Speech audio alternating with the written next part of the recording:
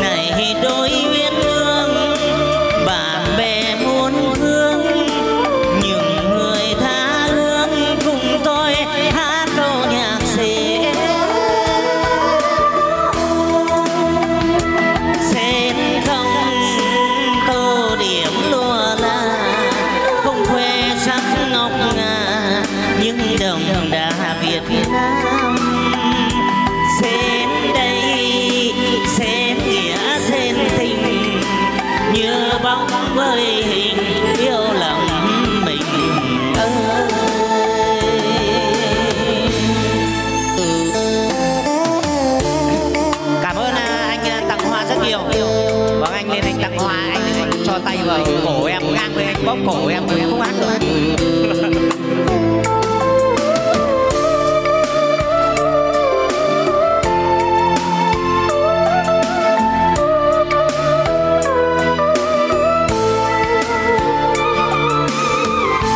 Có người hỏi tôi tại sao thường nghe nhạc tình, tại sao thường ca nhạc Sến. Lời gì đây trong tim đầy với nỗi niềm, từ thuở con thơ nghe tiếng mẹ âu không thể nào quên cha tôi ngày nào gian khổ đêm nghe vài câu vòng vòng cổ. Đời nghèo mà vui tìm trong lời ca tiếng nhạc, đây lòng mẹ bao la kia câu hát tình cha. Này anh công nhân chỉ bán hàng rong, này anh bác sĩ hay chị phu đang khoe đường, này đôi uyên ương bạn bè muôn phương, những người tôi thương cùng nhau hát câu nhạc Sến. Sến không tô điểm lúa là không khoe sắc ngọc ngà những đậm đà Việt Nam. Sến đây Sến nghĩa Sến tình, nhớ bóng với hình yêu lòng mình ơi. Sến không tô điểm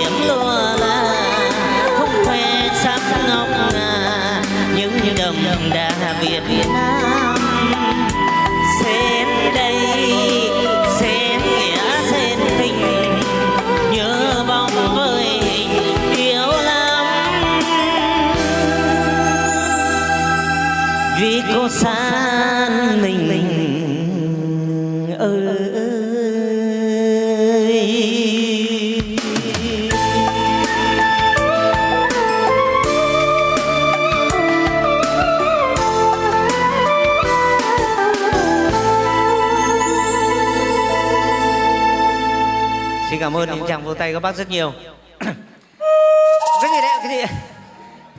Các bác ạ, mấy ngày vừa rồi dỗi dãi vào Face quen một con bé to như Tây mà nói hẹn đến đây từ sáng rồi em tìm không ra, không biết ngồi ở chỗ nào. Đâu ạ, đâu ạ? Ôi giời, lắm thế nhỉ? Không, em mà xuống đấy mấy ông kia ông đánh em chết. Con bé này nó tên là Thi, con nhà bà Thố. Mặt con này ngố được cái rất khôn. Khi em gọi nó loanh quanh đâu này. Thi ơi! Thi ơi, anh đến đây Thi, em không ra đón anh phì vỡ mồm. Thi ơi! Thi ơi! Bác âm thanh cho cái Thi, cái tí âm thanh, bác âm thanh rồi.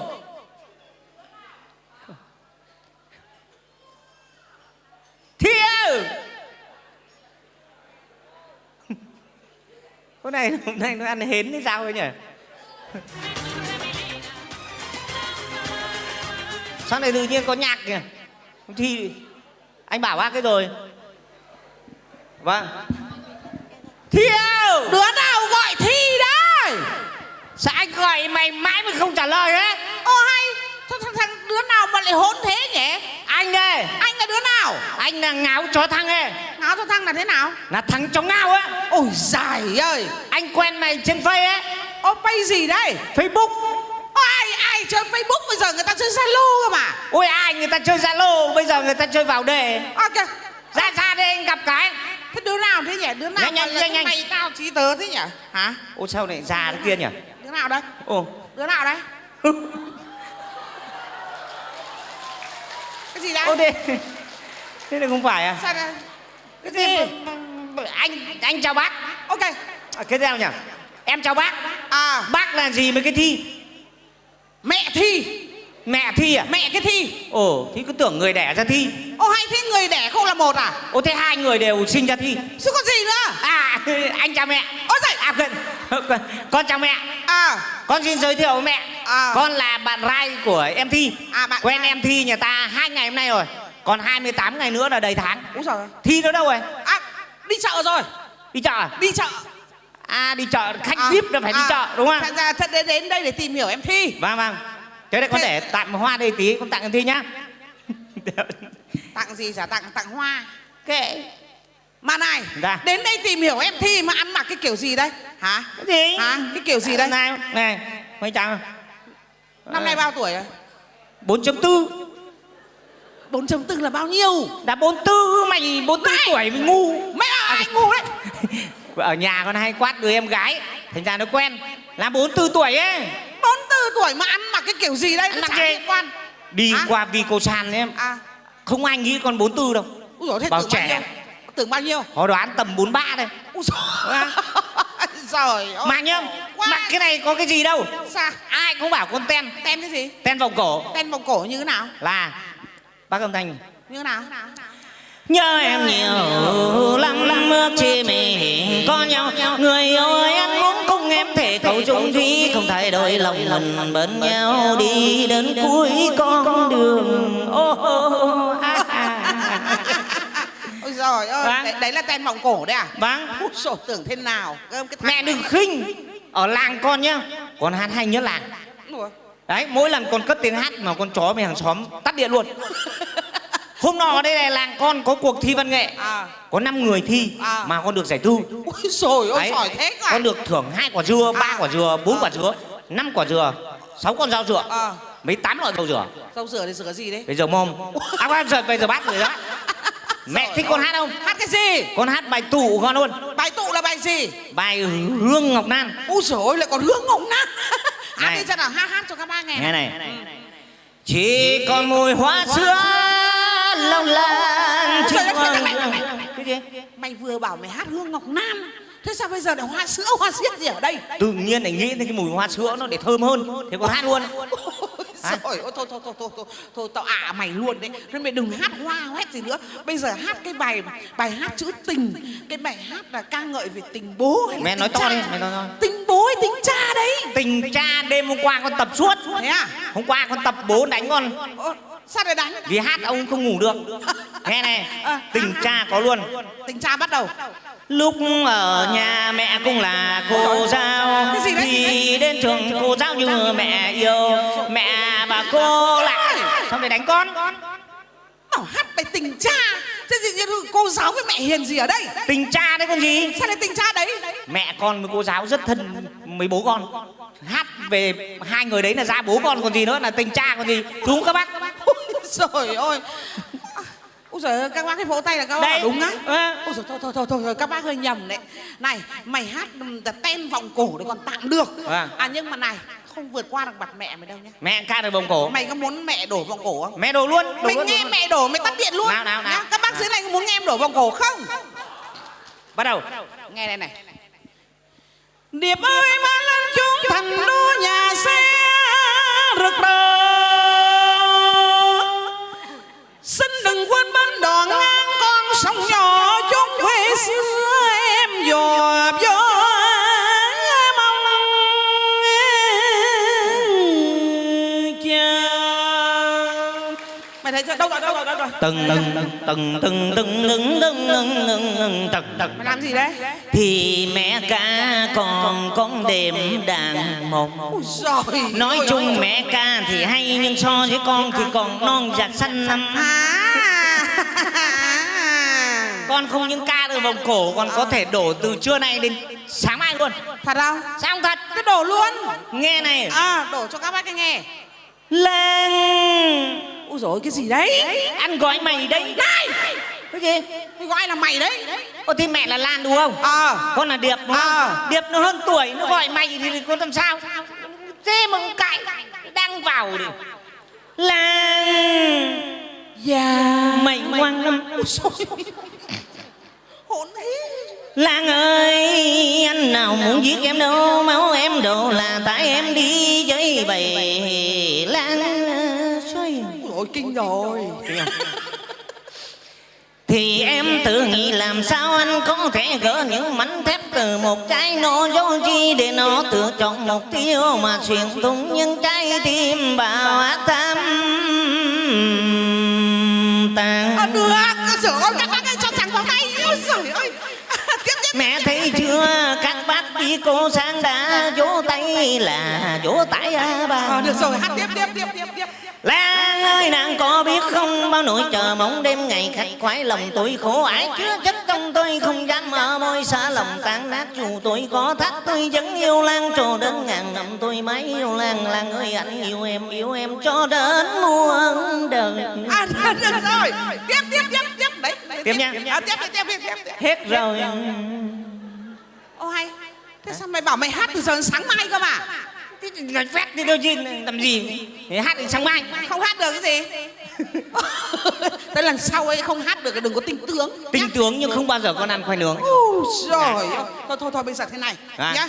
Mày muốn làm con rể của mẹ đúng không? Vâng. Nhưng mẹ muốn con rể của mẹ là không những hát hay, học giỏi mà phải có cái chỉ số bích quy. Bích quy là ăn uống ấy.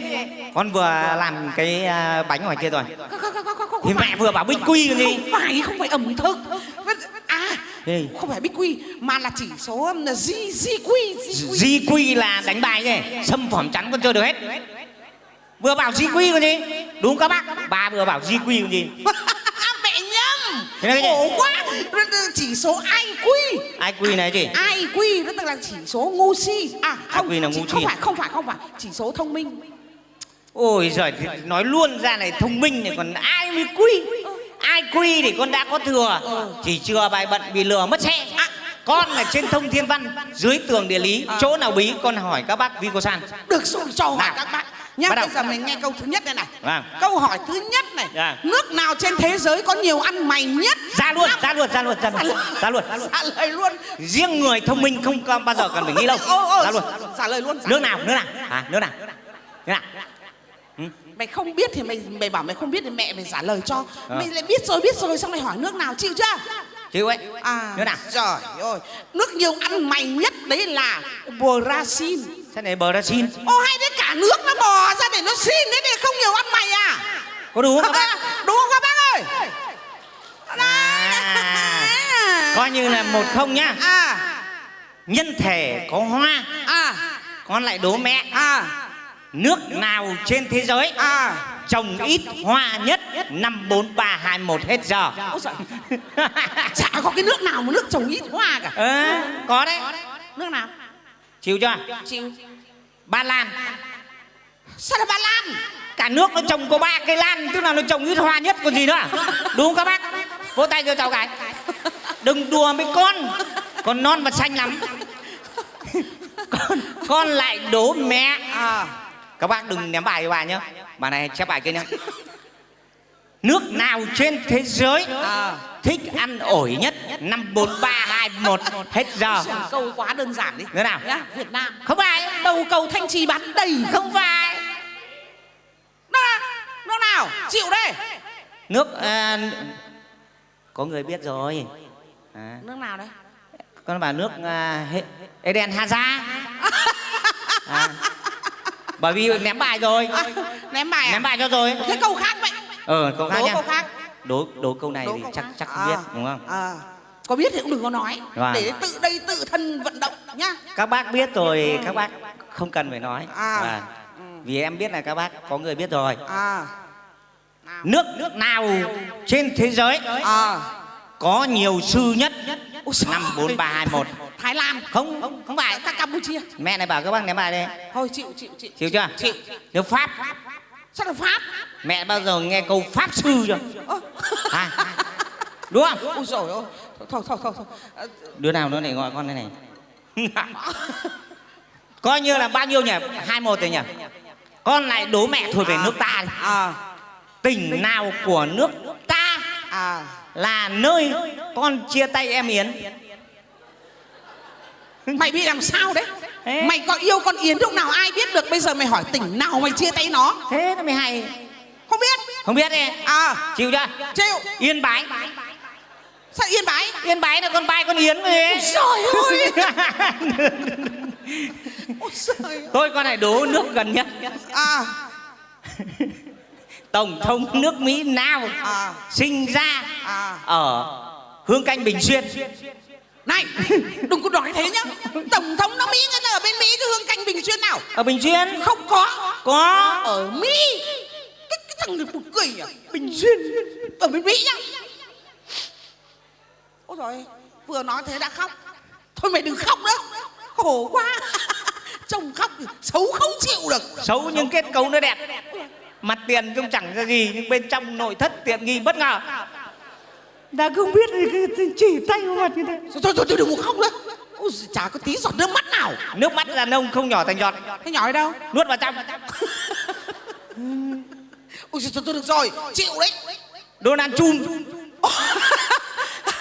Các bác ơi, Donald Trump ở bên Mỹ mà nó lại bảo ở Hương Canh Bát Tràng. Mẹ hỏi các bác Vigo San xem có phải trên Hương Canh Bình Xuyên chuyên sản xuất ra Trump ra bại không? Có phải ông Trump ở đấy không? Đúng các bác. Bác này còn quỳ xuống chụp ảnh đến trả thế ủng hộ em thế nào? Chịu chưa? Thua chưa? Rồi. Bây giờ con hỏi mẹ về toán học. Ngày xưa mẹ đi học được mấy về toán? 2,5. Kém con. Ôi, con bao nhiêu? 2,6. Cô giáo quý con lắm, giữ 6 năm học lớp 1. Ôi rồi. Mãi mới cho lên lớp 2. Mà khen con suốt. Thế à? Khen nào? Học sinh cá biệt. Cá biệt là khen đấy. Vâng. Khen kiểu đặc biệt đấy. Vâng. Ôi. Mẹ có thuộc bản cửu chương không? Đã bảo có rồi. Có bản cửu chương thì mới làm được toán con nhá. Bắt đầu dâu cái tính nhá. Đây. Món gì chưa nấu đã chín? Chả có món gì không nấu mà chín cả. Có thuộc bản cửu chương không? Đã bảo có. Thế 3 x 3 bằng mấy? 9. Thế nó là con gì? Con gì? Con ba. Thế mà bảo thuộc bản cửu chương. Thảo nào 2,5 làm sao bằng 2,6 được. Bây giờ lại tính tiếp một bài toán này. Nào, quay tính. Đây. Trên một chuyến xe buýt. Trên một chuyến xe buýt. Đi từ Hà Nội về thủ đô. Trên xe có 5 người. 5 người, 1, 2, 3, 4, 5. Đấy. Sẽ đi một đoạn có 3 bà xuống. 3 bà xuống. 2 ông lên. 2 ông lên. Sẽ đi một đoạn có 2 ông lên. 2 ông lên. 3 bà xuống. 3 bà xuống. Sẽ đi một đoạn có 2 ông xuống. 2 ông xuống. 6 bà lên. 6 bà lên. Xong 3 bà lên. 3 bà lên. Không ông bà nào xuống. Không ông bà nào xuống. 3 bà xuống, 2 bà lên, 5 bà lên, 6 bà lên, 6 bà xuống. Xong đấy đi một đoạn. Xong đi một đoạn. Không người nào xuống. Không nào xuống. Không người lên. Không ai lên. Không ai xuống. Không ai người xuống. Không ai xuống. 3 người lên. 3 bà lên. 5 người lên. 2 người lên. 5 người lên, 5 người lên, 3 bà xuống. 3 bà xuống. Không ai xuống. Không ai xuống, không ai lên. Mệt thế. Mệt ghê chứ này. Xong 3 ông lên, 3 ông lên, 3 bà xuống. 3 bà xuống. Hỏi 1, 2, 3, 4. từ nãy giờ xe chạy ở đây bác nào đã ăn sáng, bác nào chưa ăn sáng? À? Mày bị làm sao đấy? Đang hỏi có bao nhiêu người lên ô tô, bao nhiêu người xuống ô tô. Lại hỏi ở đây có bao nhiêu bác ăn sáng, bao nhiêu bác chưa ăn sáng. À? Ai biết được? Mày biết không? Con biết. Bao nhiêu người ăn sáng? Cứ bác nào cười là đã ăn sáng, còn bác nào không cười là chưa ăn sáng. Ôi trời ơi, cười rộ hết cả lên thế này, chả có ai là không cười cả. Ông này có cười đâu? Đâu? Đây. Nào. Có cười đâu? Bây giờ bắt đầu mới ăn sáng. Thua liềm xiềng. Con lại đố mẹ nốt về lĩnh vực âm nhạc. Nhá, xong rồi gọi em thi ra cho con. Bài hát nào nói về người con gái ăn mặc bẩn nhất, quanh năm chỉ mặc một chiếc áo? Giờ chả có ai mặc bẩn như thế cả. Con luôn. Người ta ngày mặc mấy cái váy, mấy cái áo liền, bây giờ lại quanh năm một cái áo. Đây chỉ một chiếc. Ở đâu? Nghe này. Tôi vẫn thấy em như ngày nào, dù nắng hay mưa vẫn chiếc áo bạc màu. Mỗi chiếc không thành. Thôi mẹ thua rồi. Vào gọi em thi ra đây con nhá, nhanh lên. Gọi thi à? Vâng. Hành con suốt từ nãy giờ mệt không chịu được. Nhanh lên để con đưa đến Vicosan còn ăn trưa bây giờ. Nhanh lên. Ở kìa mẹ cứ câu giờ. Vào gọi thi ra con gái. Nhanh lên. Cái gì đấy? Thi đây. Ui. Mẹ cứ đùa. Thi thật mà. Cái gì? Thi. Bà đùa tôi hả? Không đùa thật. Bà muốn không? Tôi kiếm cái roi tôi vụt tôi bảo một trận. Này. Điền không chịu được. Không. Mất bao nhiêu công sức tôi đi tôi tìm. Đến đây như thế này. Thi thật mà. Thật cái gì? Ở trên Face nó có thế này đâu. Trên Face mặt nó như tây, bóng loáng chứ nó có nhàng nháng như cái váng cà phê này đâu. Hả? Đấy là người ta chụp ảnh 720 độ. À, bà chụp bà trắng men xong bà lừa tôi. Không phải lừa. Năm nay bao nhiêu tuổi? 5.5. 5.5 4.4. Úi dồi. Ôi hơn người ta 10 tuổi. Ngay từ đầu bảo người ta một câu để người ta đến người ta còn tìm chỗ khác. Đằng này cứ ai mới quy xong này mẹ con cuối cùng con này yêu mẹ. Điền không chịu được ấy. Được không? Được cái gì để từ từ tôi hỏi các bác Vicosan xem được không? Các bác có duyệt được không? Đấy, ai cũng bảo được. May nhá, may các bác bảo được không là tôi ngược này nhá. Thôi thế này, tôi nghĩ rồi. Bác là còn cười em. Em đã khổ đến này còn cười em. Tôi nghĩ rồi nhá. Tuổi tác nó không thành vấn đề. Miễn là ta mãi được về Vicosan. Nhưng mà không được chê người ta già đâu. Không sao già. Tôi già mà đêm nào đu xà nhà 4 cái. Đấy. Không sợ già. Nhá.